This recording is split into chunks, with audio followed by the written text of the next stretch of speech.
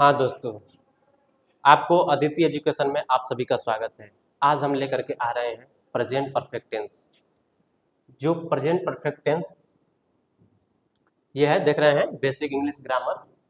Present perfect tense का खेल खत्म, अब कभी नहीं भूलेंगे। एक बार हमारे वीडियो को देखिए और उसके बाद से देखिए कि कैसे पढ़ाया जा रहा है, क्या चीज़ है। उसके अंदर हर एक चीज़ मिलेगा, नियम प्रयोग जो कुछ भी है। तो चलिए हम लोग शुरू करते हैं।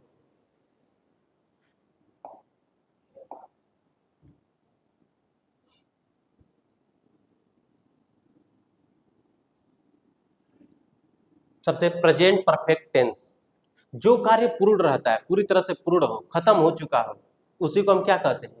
Present perfect tense. उसका सिम्पटम्स, सिम्पटम्स का मतलब होता है पहचान, लक्षण क्या है। देखिए, कह रहे कि जिस हिंदी वाक्य की क्रिया के अंत में चुका है, चुकी है, चुके हैं, लिया है, दिया है, अर्थात जो कार्य अभी अभी या हाल फिलहाल खत्म हुआ हो, वह प्रेजेंट परफेक्ट टेंस के अंतर्गत आता है। अर्थात हम कह सकते हैं कि जो कार्य पूर्ण रूप से वो खत्म हो चुका है, उसमें कोई कमी ना हो, तो क्या कहलाएगा? हमारा प्रेजेंट परफेक्ट टेंस। जैसे एग्जाम्पल के माध्यम से हम लोग समझेंगे। ये है ई डॉट जी डॉट, जो कि बहुत ही इंपॉर्टेंट है। इसका मतलब होता है ई डॉट जी का एग्जाम्पली ग्रेसिया। इसका मतलब होता है उदाहरण। या तो पूरा आप लिखिए एग्जाम्पल, ये लिखिए। इसको ई एक्स नहीं लिखते हैं, क्योंकि ये ई एक्स का मतलब होता है पूर्व, इसका अर्थ होता है पूर्व। ठीक है, या तो ये लिखिए, यदि शॉर्ट फॉर्म में लिखना है तो ई डॉट जी डॉट लिखिए। इसका अर्थ होता है एग्जाम्पली ग्रेसिया, एग्जाम्पली ग्रेसिया, जिसका अर्थ होता है उदाहरण। ठीक है, he has came to, sorry यहाँ पे कम रहेगा, कम टू दिल्ली रिसेंटली, क्योंकि कम का थर्ड फॉर्म कम, केम, कम। ठीक है, come first form, came second form, come third form. He has come to Delhi recently, वह हाल ही में दिल्ली आया है। ठीक है, देख रहे हैं, ये हाल फिलहाल में कार्य हुआ है, इस वजह से इसको किस में रखेंगे? प्रेजेंट परफेक्ट टेंस में। नेक्स्ट चलते हैं। अब या जब कार्य महत्वपूर्ण हो, जब कार्य बहुत इंपॉर्टेंट हो, और न कि कार्य होने का समय का उल्लेख भी नहीं हो, तब भी प्रेजेंट परफेक्ट टेंस होता है। कार्य इंपॉर्टेंट रहना चाहिए, महत्वपूर्ण रहना चाहिए। ये नहीं है कि उसमें समय दिया है, उल्लेख किया है कि नहीं किया है, इससे कोई लेना देना नहीं है। कार्य केवल इंपॉर्टेंट होना चाहिए, तो भी हम किस में रखेंगे? प्रेजेंट परफेक्ट टेंस में रखेंगे। चलिए देखते हैं आगे एग्जाम्पल के माध्यम से। We have reached the moon, हम लोग चंद्रमा पर पहुंच चुके हैं। ठीक है, रिच है, रिच मीन्स होता है पहुंचना। ठीक है, ये रिच मीन्स पहुंचना होता है, और इसका थर्ड फॉर्म है।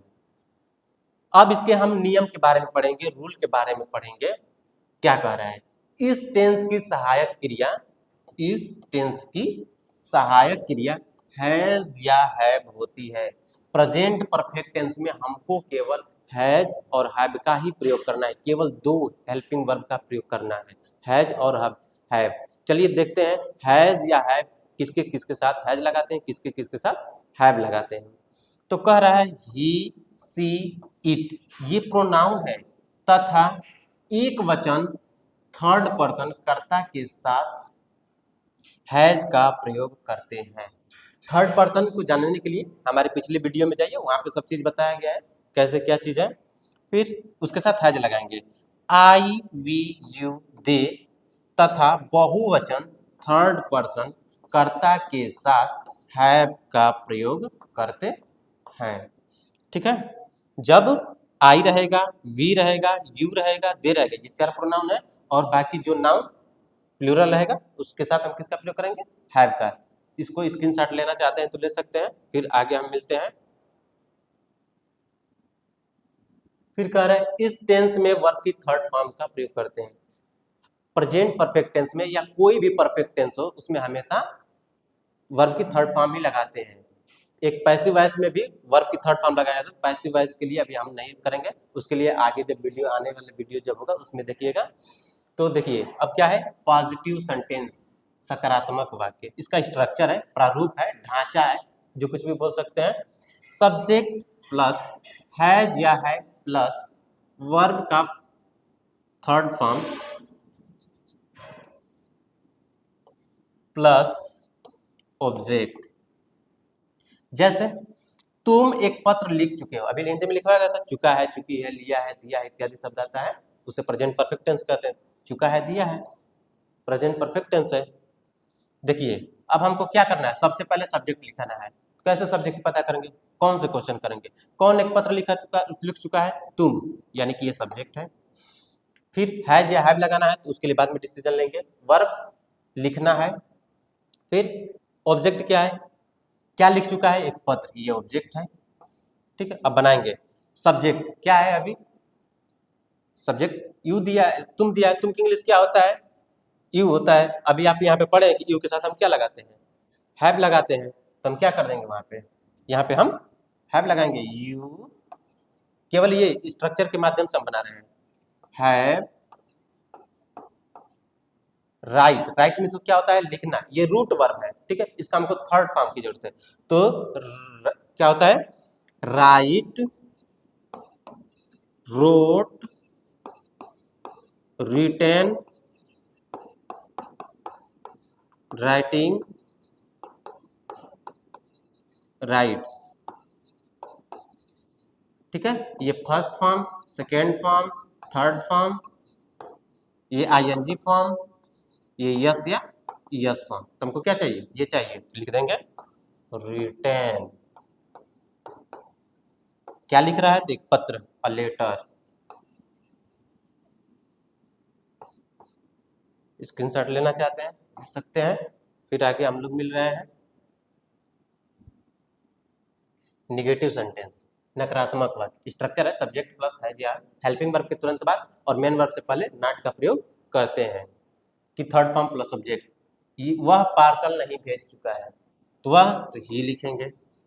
अभी पढ़े पीछे नियम, हैज लगाएंगे। भेजना का इंग्लिश सेंड होता है और सेंड का थर्ड फॉर्म सेंट होगा।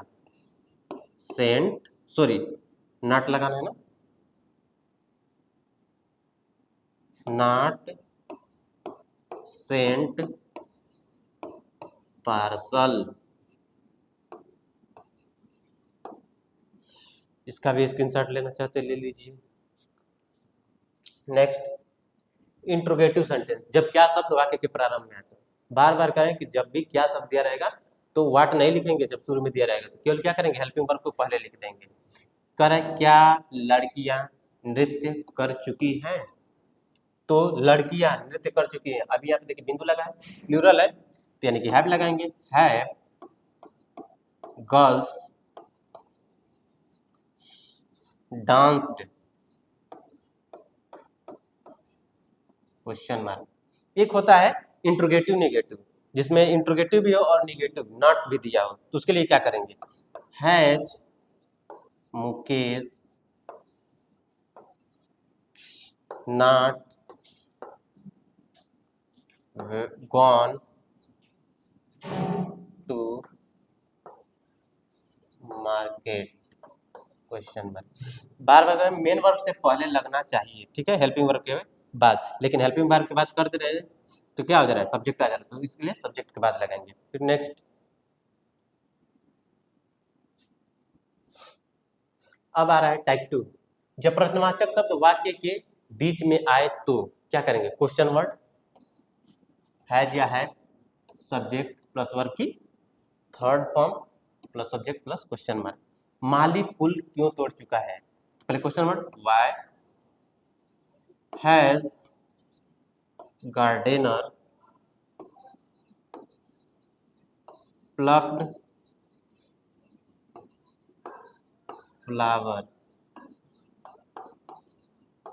Question mark. फिर वही निगेटिव वाला, व्हाई